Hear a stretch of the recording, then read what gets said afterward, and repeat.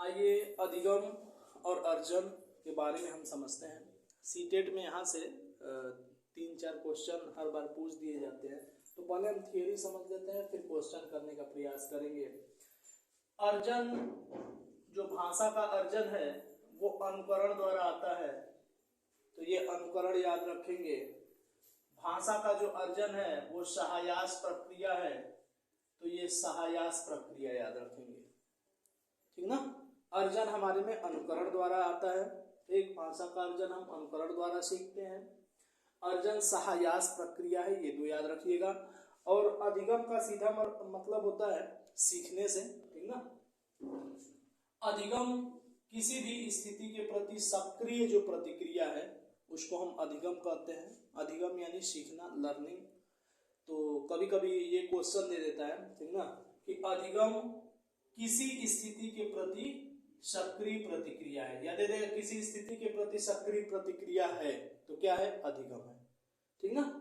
अब देखिएगा, अधिगम जीवन पर्यंत चलता है, ठीक। अधिगम व्यक्तित्व के सर्वांगीण विकास के लिए आवश्यक होता है, ठीक ना, सहायता प्रदान करता है। तो अधिगम व्यक्तित्व के सर्वांगीण विकास में भी क्या करता है, सहायता प्रदान करता है।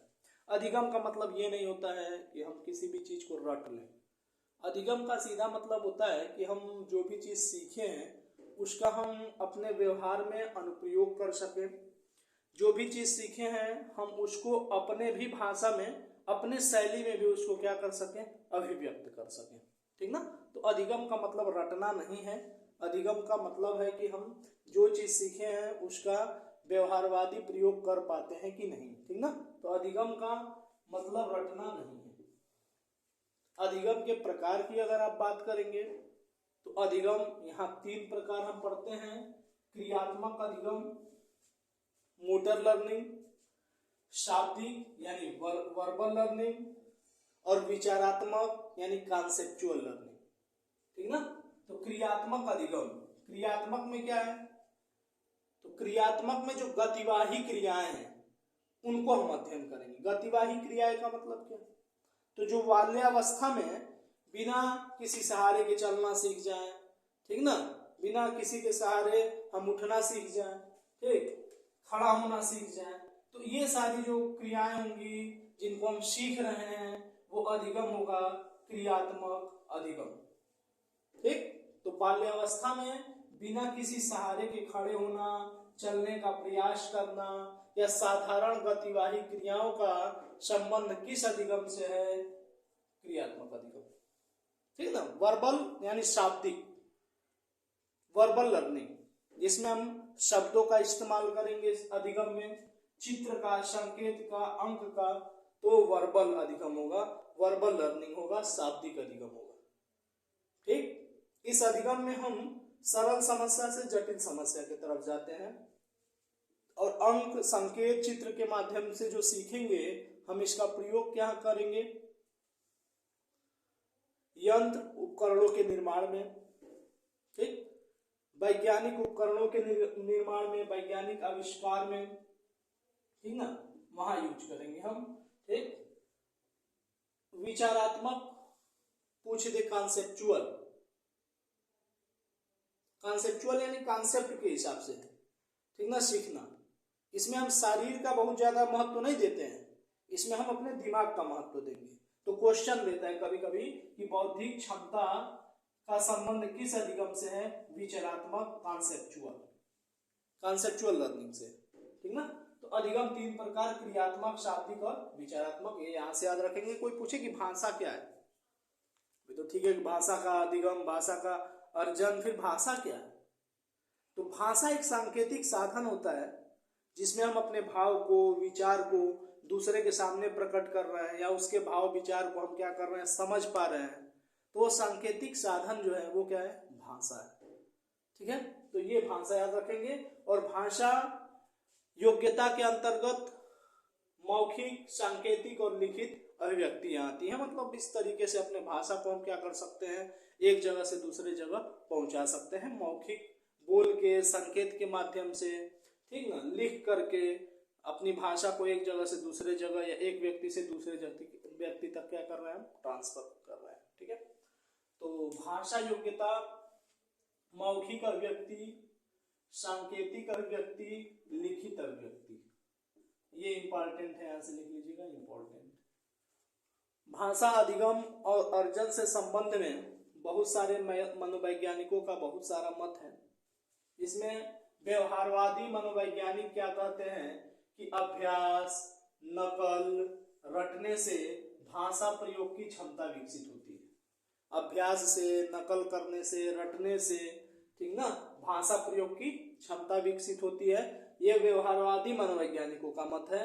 आइए हम कुछ मनोवैज्ञानिकों के मतों को समझते हैं जहां से क्वेश्चन उठता है। जैसे चामस्की की अगर हम बात करें तो चामस्की कहते हैं कि भाषा अधिगम के साथ साथ वैज्ञानिक खोज दोनों हो रहा है। ठीक, तो ये यहां से क्वेश्चन पूछता है, भाषा अधिगम के साथ साथ वैज्ञानिक खोज में भी लगे हुए हैं, ठीक ना, तो ये ध्यान रखेंगे। दूसरी बात, बच्चों में भाषिक क्षमता जन्मजात होती है। ये यहां से पूछ देता है कि बच्चों में भाषिक क्षमता जन्मजात होती है, किसका कथन है? चामस्की का। बच्चों में भाषिक क्षमता जन्मजात होती है, किसका कथन है? चामस्की। भाषा अधिगम के साथ साथ वैज्ञानिक खोज भी सम्मिलित होती है, ये किसका कथन है? चामस्की। ठीक है, तो ये यहां से याद रखेंगे। पियाजे का तो पढ़े ही थे, संज्ञानात्मक विकास। ठीक, तो ये याद रखेंगे। पियाजे का क्या कथन है? भाषा अन्य संज्ञानात्मक तंत्रों की भांति परिवेश के साथ अंतःक्रिया के माध्यम से ही विकसित होती है। देखिएगा, संज्ञानात्मक शब्द दे दे तो पियाजे, ठीक, संज्ञानात्मक तंत्रों की भांति परिवेश के साथ अंतःक्रिया, तो ये कहीं शब्द दे दे, परिवेश के साथ अंतःक्रिया के माध्यम से ही विकसित होती है, तो ये याद रखेंगे पियाजे। ठीक, और इस प्रक्रिया में पूर्व ऑपरेशनल, कन्वर्ट ऑपरेशनल और फॉर्मल ऑपरेशनल प्रोसेस से गुजरना पड़ता है।